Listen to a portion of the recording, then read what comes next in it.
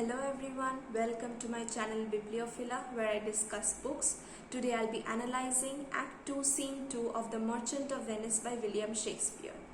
This scene introduces the characters of Lancelot Gobbo, the clown, and his father, Old Gobbo. Lancelot is a servant of Shylock's who is unhappy in his master's service. He complains that Shylock does not let him get proper sleep or give him enough food and that he wants to run away. The devil at his shoulder is commanding him to run away, but his conscience is telling him to stay put in service. But if Shylock himself is the devil and the devil is ordering him to run away, then he must.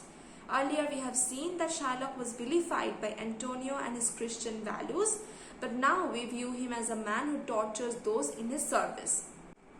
Just then, Old Gobbo appears with a basket and asks for directions to Shylock's house where his son Lancelot is in service.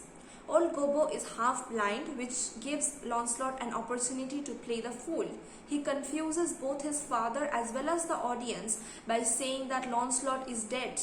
He expresses his desire to leave Shylock's service and work for Bassanio instead, since he had heard that Bassanio is kind to his servants, gives them proper food and new uniforms occasionally. Just then Bassanio is seen passing by talking to a servant. Lancelot and Old Gobbo approach him. Both of them overlap each other while trying to make the point that Lancelot wants to work for Bassanio. Bassanio accepts him and tells his servant to give Lancelot a uniform which is better than the rest. Lancelot is overwhelmed and considers himself to be the luckiest man in all Venice. He reads his palm and says that he will have a long life. He will marry 15 women, 11 widows and 9 maids. He even considers the money that he would get by marrying these ladies. He would be saved from drowning once and from falling off a feather bed. Gratiano enters the stage and talks to Bassanio.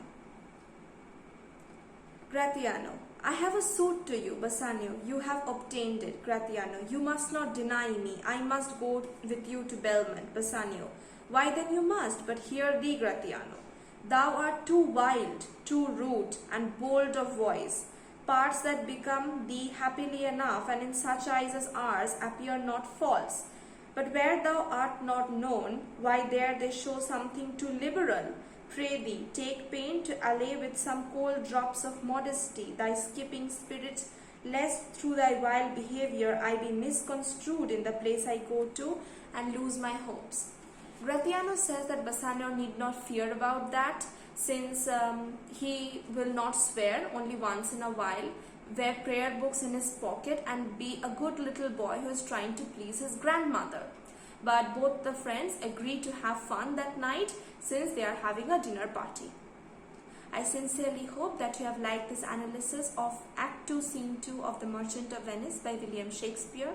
I'll be back again with the analysis of Act 2 Scene 3. Till then, keep reading.